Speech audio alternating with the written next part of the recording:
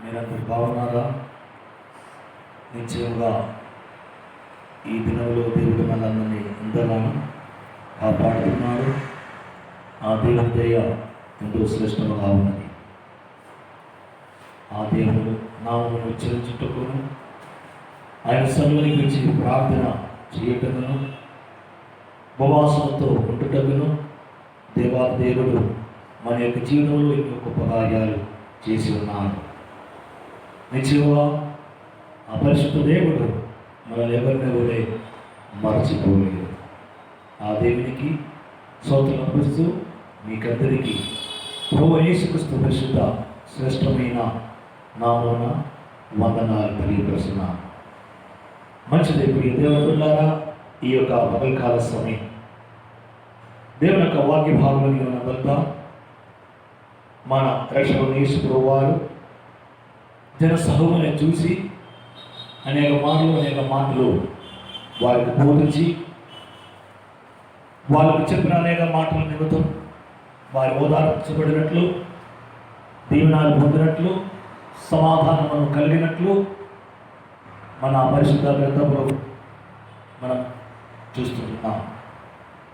ఈ పగలకాల సమయం ప్రియ దేవుని ప్రకారం ఈ శుక్రవారం దినం దేవుని వాక్య ధ్యాన నిమిత్తం పరిశుద్ధ గ్రంథంలో మత్తయి సువార్త 5వ అధ్యాయం 4వ వాక్యము చదవట్లయితే ఈ యొక్క సమయంలో ఈ వాక్యం మనం ధ్యాన కొరకాలి. దుఃఖపడువారు ధన్యులు, వారు ఓదార్చబడుదురు. చిన్న వాక్యం ప్రియుల మాట. దుఃఖపడిన వారు ధన్యులు, వారు ఓదార్చబడదు. దుఃఖం అనేది మానవులకు ఉన్నది. ఆ దుఃఖం పోవాలంటే హృదయానికి తాకినట్టుగా ఓదార్పు కావాల్సి ఉంటుంది. నిశ్చయమ ప్రియ దేవుని బిడ్డలారా, మన విశ్వాస జీవితంలో మనకు కలిగినట్టుగా దుఃఖం, దాన్ని ఓదార్చగల వాడు ఎవడండి? మన కొరకాయ ప్రాణం పెట్టిన వస్త్రాన్ని యేసుక్రీస్తు. ఆయన మన కొరకాయ ప్రాణం పెట్టి కలిగిన దుఃఖము బాధల నుండి విడిపించి ఏడూకమని చెప్పిన సందర్భాలుండే. ఇక్కడ యేసు వారు చెప్తున్నారు, దుఃఖపడిన వారు ధన్యులు, వారు ఓదార్చబడదు. ప్రియ దేవుని బిడ్డలారా, ఓదార్పు ఎవరికి కావాలి? మార్కు సువార్త 1వ అధ్యాయం 40 నుండి కొన్ని వాక్యాలు మనము చూచినట్లయితే, అక్కడ ఒక కుష్ఠవ్యాధి కలిగినటువంటి ఒక మనిషి ప్రభు దగ్గరికి వచ్చాడు. చూడండి, ఒక వాక్యం చదవండి. ఒక్క కుష్ఠరోగి ఆయన ఎద్దుకి వచ్చి ఆయన ఎదుట మోకాల్లోనే, నీకు ఇష్టమైతే నన్ను శుద్ధిగా చేయగలని ఆయనతో చెప్పి ఆయన వేడుకొనగా ఆయన కనికరపడి చేయి చాపి వాడిని ముట్టి, నాకు ఇష్టమే. చూసారా, నీ శుద్ధిని కమ్మని అన్నా చెప్పాడు యేసు ప్రభువారు. ఆ మనిషి ఒక దుఃఖము, వేదన, కుష్ఠవ్యాధి కలిగిన వారు ధర్మశాస్త్ర ప్రకారం పాలన వెలుపల ఉండాలి. సమాజానికి రావడానికి వారికి వీలు లేదు. సమాజం వద్ద ఎవడు వారిని ఇష్టపడతలేదు. కారణం ఆ కాలంలో ఒక రోగం, అండివ్యాధి, ఇప్పుడు కూడా అదే. కానీ ఎవరు ఇష్టపడకుండా ఒక మనిషి ప్రభు దగ్గరికి వచ్చి అంటున్నారు, ప్రభు నీకు ఇష్టమైతే, ఇదిగో ప్రభు అంటున్న మాట, నీకు ఇష్టమైతే, అని ఈ మనిషి అంటున్న మాట నీకు ఇష్టమైతే, అందుకంటే ఆయన ఇష్టపడే వారు ఎవరు లేదు కనుక, కుటుంబంలో ఉన్నవారేమో కానీ స్నేహితులైన కానీ ఎవరు కూడా ఆ మనిషి ఇష్టపడతలేదు. ఈ ప్రభు కూడా ఇష్టపడతారేమో నాకు తెలియదు, కానీ నీకు ఇష్టమైతే నన్ను శుద్ధినిగా చేయమని ఆయన వేడుకున్నారు. ప్రియ దేవుడు, ఆయన మోకాలు ఉండి దండం పెడుతున్నాను, ప్రభువా నీకు ఇష్టమైతే. ఈ మనిషి హృదయంలో ఉన్న వేదన, బాధ ఆ మాటలు మనకు అర్థమవుతుంది. ఇక్కడ మన ప్రభువారు ఆయన జనసమూహాన్ని చూసి మరలా కొండ ఎక్కి కూర్చుండగా ఆయన శిష్యులు ఈ యొద్దకి వచ్చి అని మనం 5వ అధ్యాయంలో చూస్తున్నాం. ఆయన ఆ జనసమూహాన్ని చూచి కొండ ఎక్కి కూర్చుండగా ఆయన శిష్యులు ఆయన యొద్దకి వచ్చేది. చూసారా, కొండ ఎక్కి కూర్చుండగా అంటే యేసు వారి కొండ ఎందుకు ఎక్కారంటే బోధించడానికి. ఆయన కూర్చుండగా ప్రజలందరూ వచ్చారు. దాని దుఃఖపడిన వారు ఉన్నారు, వేదన బాధ కలిగినటువంటి వారు ఉన్నారు, సమస్యలతో నింపబడిన వారు ఉన్నారు. వారందరినీ చూసి అని అంటున్నారు కదా. మొదటిగా చెప్పిన మాట ఇది ఏమంటున్నారు ఆయన? నా స్తోత్రము, దుఃఖపడిన వారు ధన్యులు, వారు ఓదార్పు. ఈ కుష్ఠవ్యాధి కలిగిన మనిషి నన్ను చూస్తే ఇక్కడ కూడా ఆ అధ్యాయంలో ఆయన ఎక్కడి నుంచి చూస్తున్నారు ప్రభు? చూడండి, మార్కు సువార్తలు ప్రభువుల వారు ఎక్కడి నుంచి చూస్తున్నారు? స్తోత్రము, 1వ అధ్యాయంలో 40వ వచనంలో, 1వ అధ్యాయంలో ఏమంటుంది? 40వ వచనం ఒకసారి కూడా చదవండి.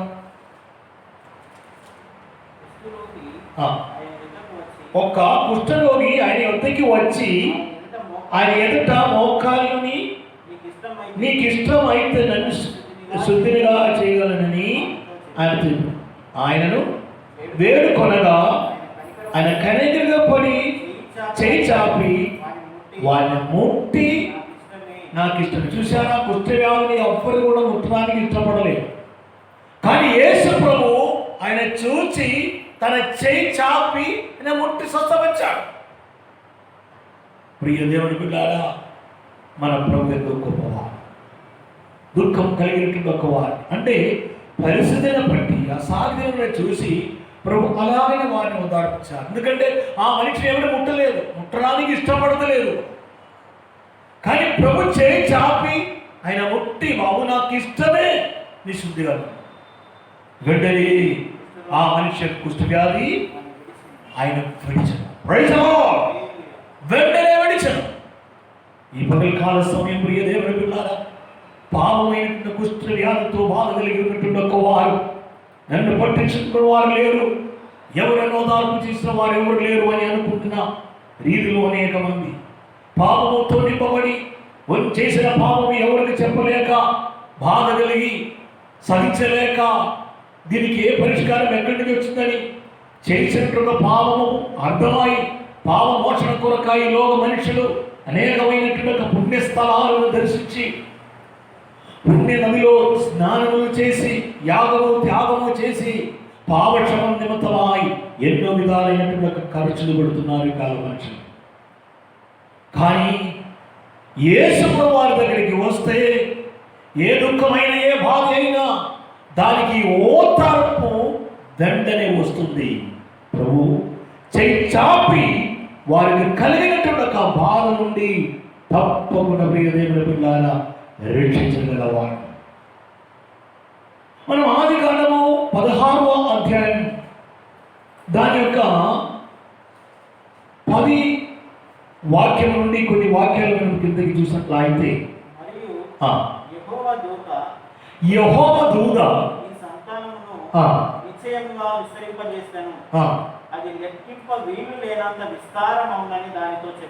ఇక్కడ అబ్రహాము భార్య అయిన సారా అతనికి పిల్లలు కనలేదని ఆమెకు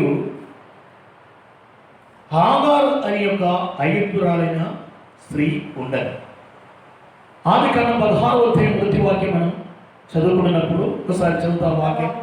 అబ్రహాము భార్య అయిన సారాయి అతనికి పిల్లలు కనలేదు, ఆమెకు హాగరు ఐగుప్తు రాలైన ఒక దాసి ఈ ఉండను. యెహోవా చేసి ఉన్నాడు, నీవు దయచేసి నా దాసితో పొమ్ము, ఒకవేళ ఆమె వలన నాకు సంతానము కలగవచ్చునని అబ్రహాముతో చెప్పాను. అబ్రహాము సారాయి మాట వినెను. కాబట్టి అబ్రహాము కనాను దేశములో 10 ఏళ్ళు కాపురం ఉన్న తర్వాత అబ్రహాము భార్య అయిన సారాయి తన దాసి అయిన హాగరును ఐగుప్తు రాయిని తీసుకొని తన పెనిమిటి అయిన అబ్రహామునకు భార్యగా ఉంటున్నట్టు అతనికి ఇచ్చాను. ఇక్కడ మనం చూస్తుండగా ప్రియ దేవుని బిడ్డలారా, అబ్రహాము భార్య అయిన సారాయి, దానికి పిల్లలు లేరు. సారాయికి పిల్లలు లేరు కనుక సారాయి అబ్రహాముతో ఏమనంటే, ఆ ఐగుప్తు దేశం నుండి దాసిని నేను తీసుకొచ్చాను కదా, ఇక నా వలనే నీకు పిల్లలు లేరు, కానీ ఈ అమ్మాయి వలనే, ఈ దాస్త్రీ వలనే పిల్లలు నాకు కలిగితే చాలని అబ్రహాముని ఈ యొక్క దాసరాల్ని ఇంటికి పంపించారు. పిల్లలు కలిగింది, కానీ పిల్లలు కలిగినప్పుడు ప్రియులారా సారాయి చాలా మంచి మనసుతో ఈ కార్యం చేశారు. కానీ ఈ యొక్క దాసరాలు ఏం చేశారంటే, సారాయి యజమానుడు, అబ్రహాం యజమానుడే, సారాయి అయితే యజమానురాలి. అయితే ఆ వాక్యంలో 4 వాక్యం ఒకసారి చూసినట్లు అయితే, ఆహారకున్నటువంటి అహంకారం యజమానితురాలని చూసి నీజ స్త్రీ అని ఒక ఆలోచన ఆమెకు కలిగింది. చదవండి 4 వాక్యం. పోయినప్పుడు అది గర్భవతి అయ్యను. అది తాను గర్భవతి అయినని తెలుసుకున్నప్పుడు దాని యజమానురాలు దాని దృష్టికి నీచమైనదాయను. చూసారా, దాని దృష్టికి నీచమైన దానియను. అప్పుడు సారాయి నా ఉసురు నీకు తగులును, నా ఉసురు నీకు తగులును, నేనే నా దాసిని నీ కౌగిటికి ఇచ్చిన తర్వాత తాను గర్భవతి అయిపోయినని తెలుసుకున్నప్పుడు నేను దాని దృష్టికి నీచమైన దానిని అయిపోయి. చూసారా, దేవాది దేవుడు దుఃఖపడిన వారిని ఓదార్పు చేసినటువంటి దేవుడు. ఇక్కడ దుఃఖముతో ఉన్నటువంటి ఒక స్త్రీ, వేదన కలిగినటువంటి ఒక స్త్రీ, బాధలు ఉంది, ఆమె ఏమి చేయాలి అర్థం కాకుండా లాస్ట్ స్తోత్రము పిల్లలే కలిగి గర్భవతి ఆయన అనుకున్నప్పుడు దాసికి హృదయంలో అహంకారం కలిగింది. ఇక ఈమెకి ఎన్నడూ పిల్లలు పుట్టడు, ఇక పిల్లలు రావడానికి అవకాశమే లేదు. సారాయి ఇక భార్య అయినటువంటి ఒక పదవి లేదు. ఇక నేనే భార్య అవుతా, నేనే యజమానితురాలి అవుతామంటే ఒక అహంకారము ఆహారకు వచ్చిందేమో. యజమానితురాలను చూసి నీచ స్త్రీ అయినటువంటి ఒక ఆలోచన ఆమె కలిగింది. అబ్రహాముకి మాట తెలిసిన తర్వాత ఆహారం ఎక్కడి నుంచి పంపించేశాము. ఆమె ఎక్కడి వచ్చినంటే స్తోత్రము బెర్షెబా దగ్గరికి సరిగతికి వచ్చి వచ్చినప్పుడు దైవ దూత ఆమెకు ప్రత్యక్షమైంది. ఇక్కడ ఈమెకు ఒక రకమైన అహంకారం కలిగింది. కానీ ఎప్పుడైతే ఇంటి నుండి వెలివేసినప్పుడు, అబ్రహాం ఇంటి నుండి ఈ దాసిని వెలివేయబడినప్పుడు ఆమె స్తోత్రం బహు దుఃఖాక్రాంతి ఆయి. ఎక్కడికి వెళ్ళాలని అర్థం కాకుండా 14 వాక్యం నుంచి 13 వాక్యం నుంచి చూస్తున్నా అయితే అదే స్తోత్రం చూడండి. 13 వాక్యం చదవండి, 12 నుండి చదవండి. అతడు అడవి గాడిద వంటి మనుషుడు, అతని చెయ్యి అందరి చేతులు అతనికి విరోధంగా ఉండును. అతడు తన సహోదరులందరి ఎదుట నివసించిన మరియు యెహోవా దూత చదవండి. అందుచేత ఆ నీటి బుగ్గకు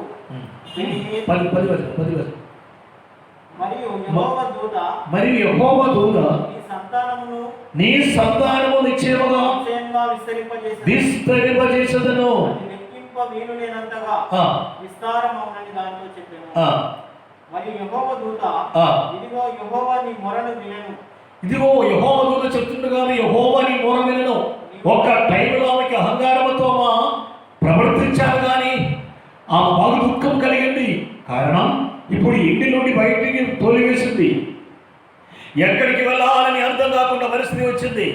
ఒక అనాథత్వం ఆమెకి ఫీల్ అయింది. ఎక్కడికి వెళ్ళాలని అర్థం కాకుండా సమయంలో బాగా దుఃఖంతో ఉన్నప్పుడు యెహోవా దూత ఎక్కడ ప్రత్యక్షమైంది. అవును ప్రియ దేవుని బిడ్డలారా, యెహోవా దూత ఎక్కడ ప్రత్యక్షమై అడుగుతున్నది సారాయి దాసరాలైనటువంటి ఆహారాన్ని ఎక్కడి నుంచి వచ్చితివి, నీ ఎక్కడికి నీ వెళ్తున్నావు? ఆ పదానికి అర్థం ఏమిటి? నీ ఎక్కడికి వచ్చావు?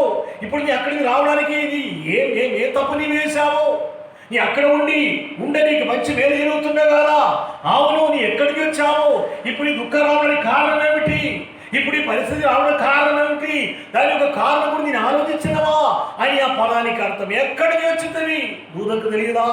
దేవుడికి తెలియదా? ఈమె ఎక్కడి నుంచి వచ్చిన దూతలకు తెలియదా? తెలుసు. ఆయనను నీ వచ్చిన కారణం ఏమిటి? అది ఆ పదానికి అర్థము. ఆమె ఏం చెప్తుంది తెలుసా?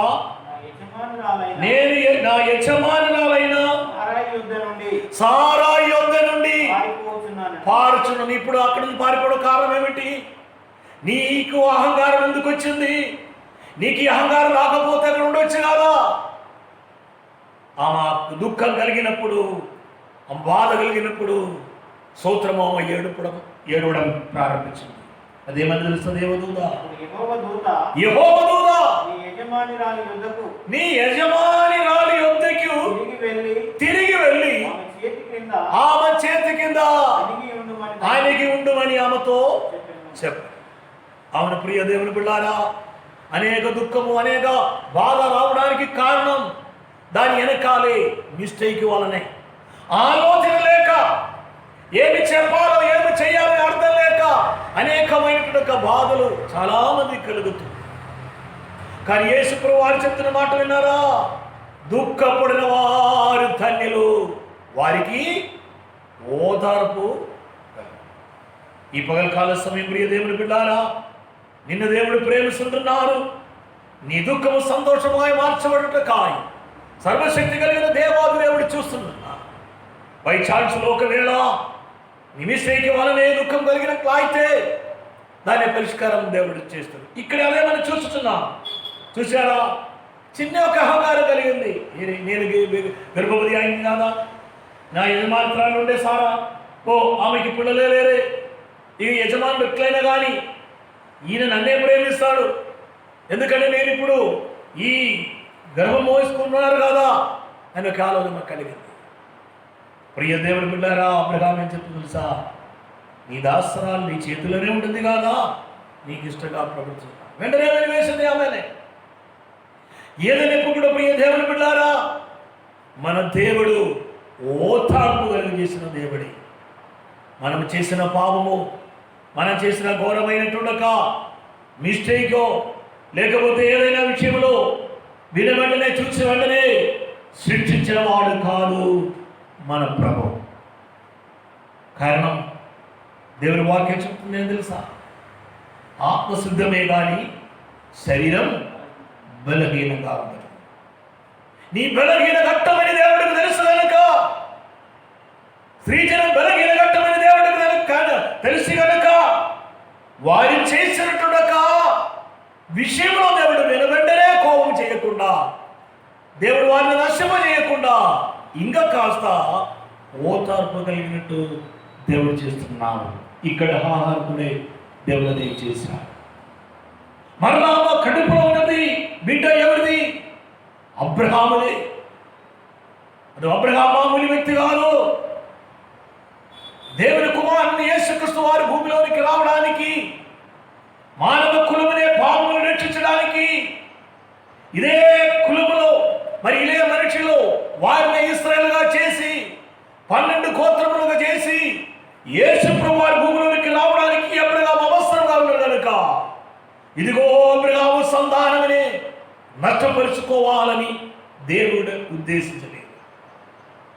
ఆ మాట ప్రకారమే దేవుడు స్తోత్రము ఆహార సంతానమని ఒక బలమైన జాతిగాయి దేవుడు చేశాడు. ఆమెకుడే దేవుడు వాగ్దానం కలుగజేసింది. యెషయా గ్రంథం, యెషయా 66వ అధ్యాయం 13వ వాక్యం మనం చూసినట్లయితే, ఇక్కడ ప్రభుని దేవుడు సర్వశక్తి కలిగిన దేవాది దేవుడు చెలవలసిన మాట లాగుంటుంది. ఒకరి తల్లి వారిని ఆదరించినట్లు నేను మిమ్మల్ని ఆదరించను. ఈ పగలకాల సమయం ప్రియ దేవుడు బిడ్డ, ఒకరి తల్లి ఆదరించినట్టు దేవాది దేవుడు మనందరినీ ఆదరించుటకు సర్వశక్తుడుగా ఉన్నారు. చూసారా? వెలువెయ్యబడినటువంటి వ్యక్తి మన మార్కు సువార్తలు చూసాం. ఆ మార్కు సువార్తలో కుష్ఠవ్యాధి కలిగినట్టుగా మనిషి, నన్ను ఓదార్పు చేయగల వారు ఎవరు లేరు, నన్ను దగ్గర తీసుకొని కాస్త మాట్లాడే వారు ఎవరు లేరు, తల్లి లేదు, తండ్రి లేదు, కుష్ఠమే, ఎవరు ఇష్టపడతలేదు, దూరం ఉండవలసినటువంటి వారు బహు దుఃఖంతో ఉన్నాడు ఆయన. ప్రభు దగ్గరికి వచ్చినప్పుడు ఈ ప్రభు అయినా నన్ను కనికరిస్తా లేదు. అందుకనే ప్రభు నీకు ఇష్టం నేను మాత్రం నన్ను శుద్ధిగా చేయండి. వెంటనే దేవుడు చెప్పిన మాట వినారా యేసయ్య? నాకు ఇష్టమే అంటున్నారు. నాకు ఇష్టమే నీ శుద్ధులు కావడం. కేవలం ఆ మనిషి మాత్రం కాదు ప్రియులారా, మనిషిగా పుట్టబడిన ప్రతి ఒక్కరు, దేవుని సృష్టి అయిన ప్రతి ఒక్క మానవ జాతి అందరూ పరిశుద్ధులుగా ఉండాలని దేవునికి ఇష్టం, దేవుని చిత్తం. అదే మనమెవరు కూడా అపవిత్రంగా ఉండి సైతానుతో కుమ్మగూడి సైతాను యొక్క సంఘంలోనికి, సైతాను యొక్క సమాజంలోనికి ఎవరి వల్ల వద్దు, ప్రతి ఒక్కరి శుద్ధులుగా ఉండాలని దేవుడు సూచిస్తున్నాడు పిల్లలు. అందుకనే ఆ కుష్ఠ వ్యాధిని నాకు ఇష్టమే అన్నాడు. ప్రపంచంలో ప్రతి ఒక్క మానవుడు శుద్ధులుగా ఉండాలని ప్రభు చూస్తున్నారు. అందుకనే ప్రభు అందరికీ ప్రభువాయి రక్షకుడుగా ఉన్నారు. ఎవరినైనా నీచముగా చూస్తలేదు ప్రియులారా. నిజముగా చూసిన వారు మనుషులే. ఒక భాగం మాత్రమే మనుషులు చూస్తుంటున్నారు. ఒక సైడ్ మాత్రమే, వారికున్న సరిగతులు మాత్రమే మనుషులు చూస్తారు. కానీ దేవుడు అట్లా కాదు, అన్ని ఎరిగిన వాడుగా ఉన్నారు. ఆ దేవాది దేవుడు నీకు కలిగిన బాధ, ఆ దుఃఖం ఎలా అర్థమా చూసుకొని ఉన్నా. నీతో దేవుడు చెప్తున్నాడు, నాకు ఇష్టమే నీ మంచి వ్యక్తి కావాలని. నీ చేసినటువంటి పాపంతోనే నీ నాశనం కావద్దు, అది నాకు ఇష్టం లేదు. నీ యొక్క మంచి వ్యక్తిగా రావాలి అని నా ఇష్టమే అని దేవుడు అంటున్నాడు. నీ యొక్క మంచి వ్యక్తి అయి ఉండాలని ఇవన్నీ చూచుచున్న వారందరూ హర్షించినట్లు నిజముగా ఆయన దేవుని కుమారుడే, నిశ్చయముగా ఈ యొక్క వ్యక్తి దేవుని కుమార్తె కుమారుడే, దేవుని బిడ్డలే అని అనిపించినట్టు రీతిలో ఈ లోకంలో దుఃఖపడినప్పుడు దేవుడు నిన్ను దేవుని బిడ్డలుగా ఇచ్చేస్తాడు. నీ దుఃఖము ఎక్కువ రోజు ఉండవు, నీ వేదన బాధ ఎక్కువ రోజు ఉండవు. దానికి వెంటనే జవాబిస్తాడు. ఇక్కడ మనం చూశారు కాదా, అబ్రహాము ఇంటి నుండి వెలివేయబడినట్టుండక ఆహారు ఈ యొద్దకి దైవదూతలు వచ్చారు. కారణం ఏంటో తెలుసా? ఆ స్త్రీ కూడా బహు దుఃఖంతో ఉంది, అహంకారం ఉంటుంది.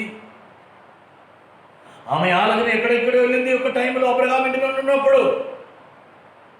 కానీ దేవుడు క్షమించు. ఎందుకంటే అబ్రహాము సంతానమే ఈమె కడుపులో ఉంటుంది.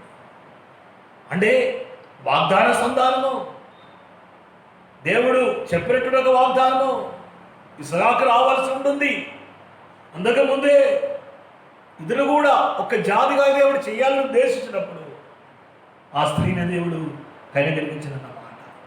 ఆమె చేసినట్టు పొరపాటు వలనే ఇంకా అనేక కష్టాలు వచ్చేసింది. ఆ కష్టాలు మామ దాటి దాటి దాటి దాటి వెళ్ళి దేవునికి దీవెనలు పొందుతున్నారు. దేవుడు చేసిన ఒక వాగ్దానము అదే ప్రకారం జరుగుతుంది. అది జరుగుతూ కూడా కానీ ఒట్టిగా రాదు ప్రియులారా. దానికి తగిన శ్రమకు కూడా ప్రియ దేవుని బిడ్డలారా మనం అనుభవించవలసి వస్తుంది. ఎందుకు ఈ శ్రమలు? దానిలో మంచి గుణపాఠాలు మనం నేర్చుకోవాలి. మంచి గుణము మనం నేర్చుకొని ఇప్పుడు వచ్చిన ఒక బాధ తట్టుకోవాలండి. ఆ బాధ మనం అర్థం చేసుకొని మరి వచ్చిన ఒక బాధ తట్టుకోవాలండి. కొన్ని శ్రమలు మనం సాధించాలండి. ఇశ్రాయేలు ప్రజల్ని ఐగుప్తు దేశం నుండి దేవుడు ఒట్టిగా తీసుకురాలేదు. దానికోసం దేవుడు మోసను ఏర్పాటు చేశాడు. మోస సహనము, ప్రేమ, ఓదార్పు, ఈ సహనాలన్నీ ఎక్కడి నుంచి నేర్చుకున్నారో అబ్రహాము సోదరం మోషే అరణ్యములో తన మామగారితో యొక్క మేకలే కాయించినప్పుడు ఆయన మంచి గుణపాఠాలు నేర్చుకున్నాడు. అందుకనే 30 లక్షల మంది స్టార్టింగ్లో మనం చూస్తే వాళ్ళందరినీ ఒక జెండా కింద తీసుకొచ్చినట్లు వాళ్ళని ఎలా తీసుకొచ్చాడు. ఎంతగానో మా మనిషికి ఓపిక ఉండాలి. ఆ ఓపిక ఆయన అరణ్యంలో నేర్చుకున్నాడు. బాగా శ్రమపడ్డాడు ఆయన. ఒకప్పుడు బాగా తొందరపడిన వ్యక్తి మోషే, బాగా కోపం కలిగిన వ్యక్తి మోషే.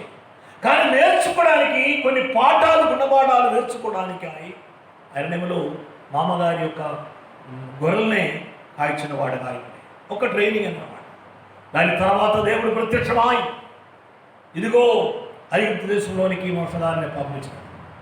ఒక్కొక్క దీవెనాలు, ఒక్కొక్క వాగ్దానాలు మనం పొందాలని వాగ్దానాలు బాగా ఉన్నాయి, ఈ ఆశీర్వాదాలు ఎక్కువ ఉంటుంది.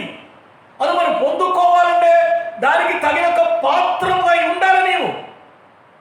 అది ఉండడానికి నువ్వు అనేకమైనటువంటి విషయాలు నేర్చుకోవలసినటువంటి విషయాలు కూడా నేర్చుకోవాలి. దానికి చిన్న చిన్న శ్రమలు, శోధనలు, కష్టము, శ్రమలన్నీ మనకు వస్తుంది. అదన్నీ మనం నేర్చుకోవడానికి ఒక్కొక్క పాఠాలు దానిలో మన దేవుడు మనకి ఇస్తున్న ప్రియులారా. ఒట్టిగానే ఎవరు కూడా దీవెనాలు రాదు. ప్రియ దేవుని బిడ్డారా, దుఃఖముతో వేదనతో ఉన్నట్టుండక కుష్ఠవ్యాధి కలిగిన మనిషిని యేసయ్య చేయి చాపి ఆయన ముట్టాడండి. ముట్టిన వెంటనే ఆయన శుద్ధుడు. ఆయన సంతోషంతో గొప్పగా మనం అక్కడ తర్వాత చూసుకోవచ్చు. ప్రియ దేవుని బిడ్డారా, యెషయా గ్రంథం 44వ అధ్యాయం 3వ వాక్యం ఒకసారి చదువు. యెషయా గ్రంథం 44వ అధ్యాయం 3వ వచనం. దేవుడు చెప్తున్నాడు కదా, నేను దప్పిగలిగిన వాని మీద నీళ్లను, ఎండిన భూమి మీద ప్రవాహ జలములను కుమ్మరించదును. నీ సంతతి మీద నా ఆత్మను కుమ్మరించదును. నీ పుట్టిన వారిని నేను ఆశీర్వదించదును. చూసారా, దేవుడు ఏమి లేనటువంటి స్థలము, నీళ్ళు లేని చోటు, అన్ని విషయాలు ప్రతికూలముగా కొంచెమైనా తప్పించుకోవడానికి మార్గం లేనటువంటి పరిస్థితిలో కూడా, ఆ పరిస్థితిలో దేవుడు తన మార్గంనే మనకు చూపిస్తాడన్నమాట. ఒకసారి చదువుతాము. నేను దప్పిగల వాని మీద నీళ్లను, ఎండిన భూమి మీద ప్రవాహ జలములను. ప్రవాహ జలం, దప్పిగలిగిన టైం, కాస్త ఒక్క ముక్క నీలైన దొరికితే చాలా అనుకున్నక సమయంలో ఎండిపోయిన స్థలం, ఇక ఏమీ లేదు, ఎంత తమిన నీళ్ళు రావు అక్కడే. అలాంటి యొక్క పరిస్థితుల్లో దేవుడు ఏం చేయబోతున్నాడట? జల నదినే, నది ప్రవాహమనే దేవుడు గుర్తిస్తాడు. ఇదే ప్రియ దేవుడు బిడ్డారా, దేవునికి ఆశీర్వాదాలు వచ్చినట్టుగా రీతి. ఎవరు లేకుండా ఉన్నప్పుడు అందరి చేతులు విడిచిపెట్టి ఎవరు లేదు అని అనిపించిన సాహచర్యాలు ఈ విశ్వాస జీవితంలో మనకు కలిగినప్పుడు, ప్రియ దేవుని బిడ్డలారా, ప్రియమైనటువంటి వారులారా, అక్కడే దేవునికి ఓదార్పు నీవు చూడవచ్చు. అక్కడే దేవునికి ఆశీర్వాదాలు ఎలా ఉండదని నీకు అర్థమైంది. ఈ పగలకాల సమయంలో దేవుని బిడ్డారా, ఈ ఓదార్పుని, ఈ యొక్క సమయమని, ఈ యొక్క విషయమనే మీరు అర్థం చేసుకోవాలి.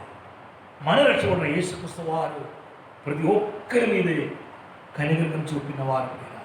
ఆయన ఎవరిని చంపడానికి రాలేదు ఈ భూమి మీదకి. మన కోసమే ఆయన వచ్చాడు, మన కోసమే ప్రాణం వచ్చాడు. ఇప్పుడు కాస్త దుఃఖంతో ఉంటున్నావా, వేదనతో బాధలతో ఉంటున్నావా? నీ బాధ, దుఃఖము మీ రక్షకుడు యేసుక్రీస్తు వారికి తెలియపరచాలి. ఒక మనిషి దగ్గరికి వెళ్ళి నీ దుఃఖం ఏమాత్రమో షేర్ చేయకూడదు. కారణం, నీకంటే ఒక దుఃఖం కలిగిన వ్యక్తి అయి వారు ఉండవచ్చు. అదేమి పనికిరాని పనులు ప్రియ దేవుడు అక్కర్లేదు. ఎందుకండి ఏ మనిషి కూడా ఏ మనిషికి ఓదార్పు చెప్పువారుగా ఉండవచ్చు, కానీ సొల్యూషన్ మాత్రం దొరకదు. కానీ యేసయ్య దగ్గరికి వచ్చిన వారు ఎవరైనా కానీ వారికి తప్పకుండా ఓదార్పు అనేది దొరుకుతుంది.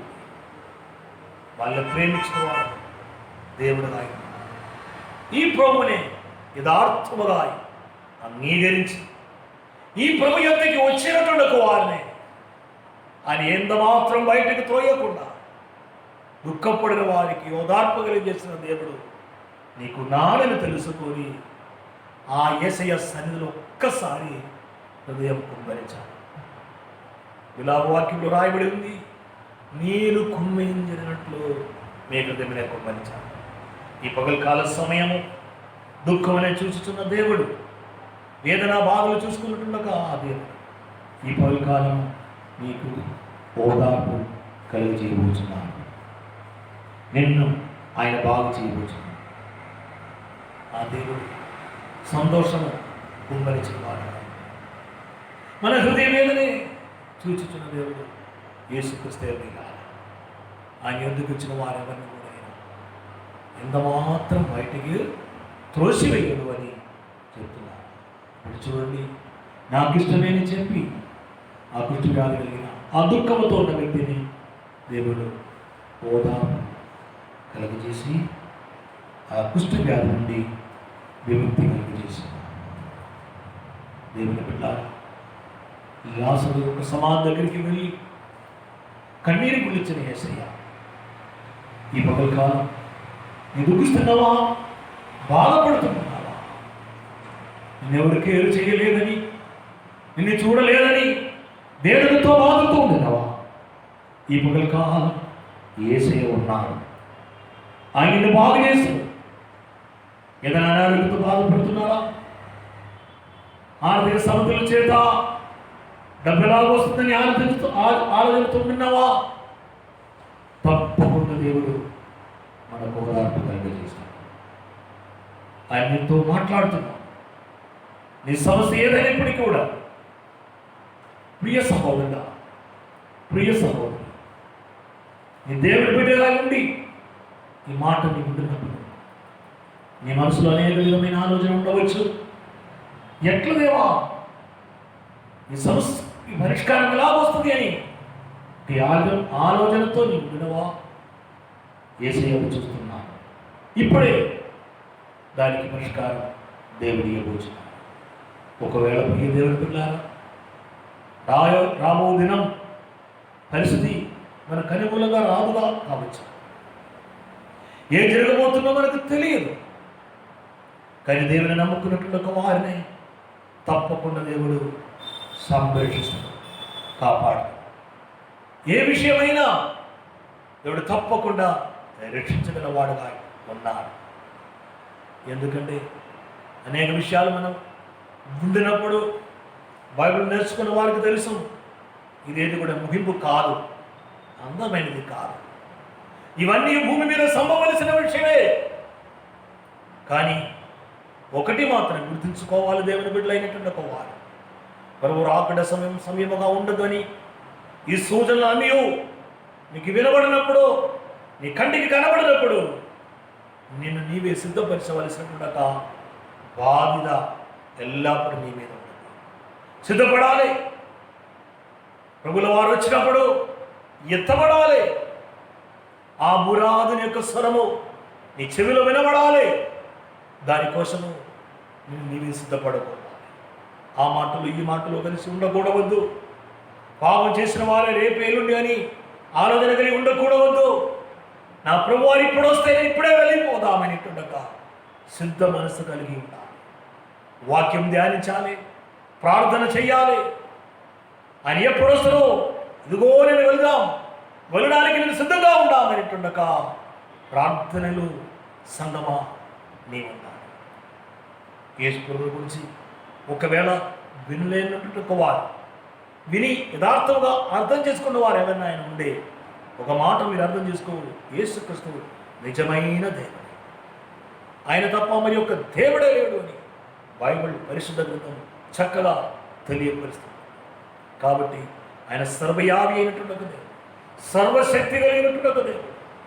ఆ దేవుణ్ణి అనుసరించిన వారికి ఈ భూమిలో ఎన్ని విషయాలు కలిగినా, ఎన్ని విషయాలు వచ్చినా, యుద్ధము కావచ్చు, మహావ్యాధి కావచ్చు, మహామారి కావచ్చు, అవి ఇవి కావచ్చు, ఏదైనా కానీ యేసుక్రీస్తు నమ్మినటువంటి ఒక వారికి ఈ భూమిలో వచ్చిన దాని గురించి చూసి భయపడడం అవసరం లేదు. భయపడకుండా ఉండడానికి ప్రభు ఎన్నో మాటలు మనకు చెప్పి నేర్పించి ఉన్నాను. కలవరపడనీకుని నేను మీ యొద్దకి వస్తా, నేను మీకు స్థలం సిద్ధపరిచి ఉన్నా, నేను వెళుతున్నాను, మరల వస్తా అని చాలా మాటలు దేవుడు చెప్పాడు. వాక్యం అర్థం చేసుకున్న వారికి ఇవన్నీ చూసినప్పుడు భయపడవలసినటువంటి అవసరం లేదు. భయపడవద్దు, దిగులు పడడం కూడా అవసరం లేదు. కానీ నీవేదే మనసులు తగ్గించుకో, ప్రార్థన చేయాలి. ఒకవేళ అనారోగ్యంతో బహుశా ఒకవేళ ఇది హాస్పిటల్లో ఉండి అడ్మిట్గా ఉన్నవారు ఎవరైనా వీక్షించట్లా అయితే దేవుడి ఇదిగో నీతో మాట్లాడుతున్నాడు. ఇప్పుడే దేవుడు నిన్ను న్యాయం చేస్తాడు. దేవుడిని బాగు చేస్తాడు. నీ రోగమని ఇప్పుడే తొలగిస్తాడు. ఒకవేళ ఆపరేషన్ కొరకు ఈ హాస్పిటల్లో ఉంటున్నావా, ఇప్పుడే దేవుడు ఆ ఆపరేషన్ థియేటర్లో దేవుడే నీకు ఆపరేషన్ చేస్తాడు. ఆ డాక్టర్స్ మధ్యలో, ఆ నర్సెస్ మధ్యలో ఉండి ఆ ఆపరేషన్ విషయంలో దేవుడు గొప్ప కార్యం చేస్తాడు. భయపడవద్దు. దేవుడు నీకు తోడన్నాడు. దేవుడు నిరీక్షిస్తాడు. చక్కగా మంచి పాత్రగా నీ బయటపడబోతున్నా. మీ బిడ్డల గురించి బాధపడ అవసరం లేదు. మీ కొడుకుల గురించి, మీ పిల్లల గురించి ఏమాత్రం బాధపడ అవసరం లేదు. నీ హృదయ వేదనతో ప్రార్థన చేసినది ఆ విషయము దేవాదేవుడు చూసి ఉన్నాడు. ఆయన నిన్ను రక్షించబోతున్నాడు, నిన్ను బాగు చేయబోతున్నాడు. ఒకవేళ ఇంటిలో ఉండి ఈ వాక్యం వింటున్నావా, ఇదిగో దేవుడు నీకు సమయం ఉన్నాడు. నిన్ను బాగు చేయబోతున్నాడు, నిన్ను ముట్టబోతున్నాడు, నిన్ను స్వస్థపరచబోతున్నాడు. నీకు కలిగిన బాధలో ఇదిగో ఆయన నిన్ను గొప్పగా చేయబోతున్నాడు. భయపడకండి, ప్రార్థన చేస్తాను, విశ్వాసం ఉండండి. మీరు ఎంత స్థితిలో ఉంటుందో, ఒకవేళ బహుశా మోకాళ్ళు ఉండడానికి వీలైతే మోకాళ్ళు ఉండండి. ఒకవేళ ఏదో స్థాయిలో ఉండి మనసులైన ప్రార్థనలో ఉండండి. ఈ ప్రార్థన దేవుడు తప్పకుండా ఆలకించబోతున్నాడు. దేవుడు విడుదలిస్తాడు.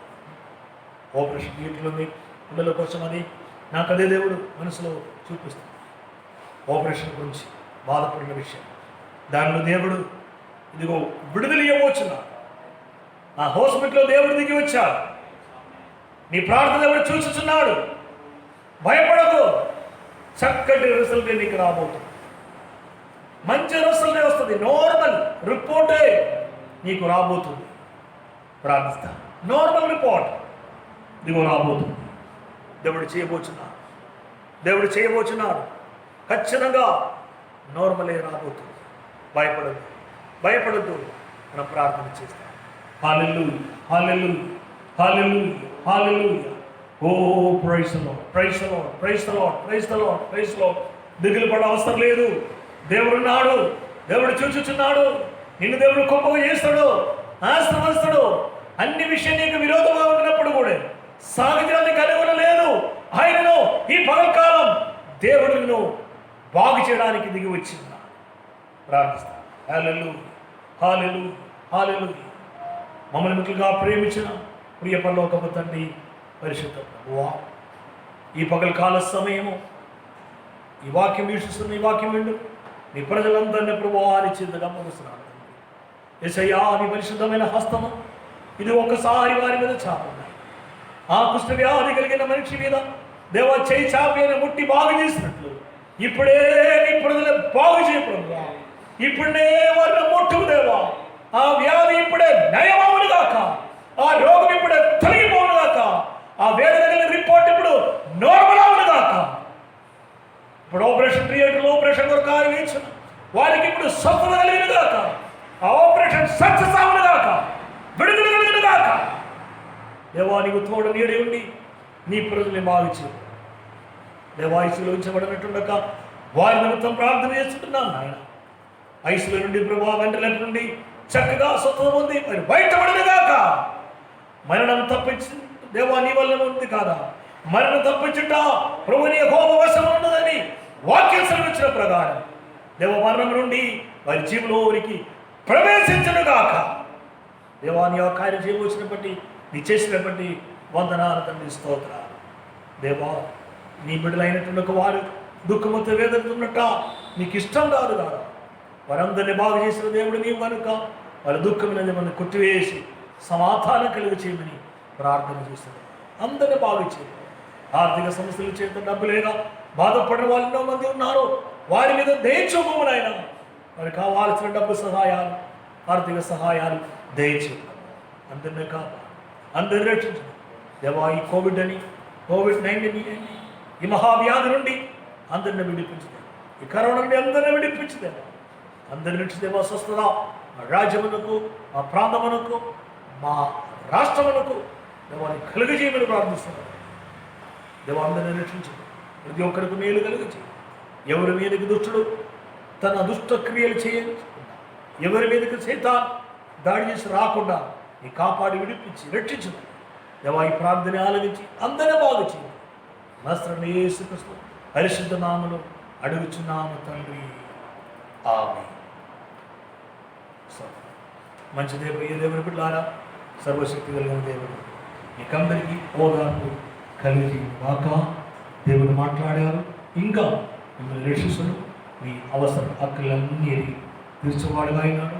భయపడకండి, ధైర్యించుకొని ముందుకు సాగండి. దేవుడు ఈ మాట ద్వారా మిమ్మల్ని దీవించును గాక. ఆమేన్.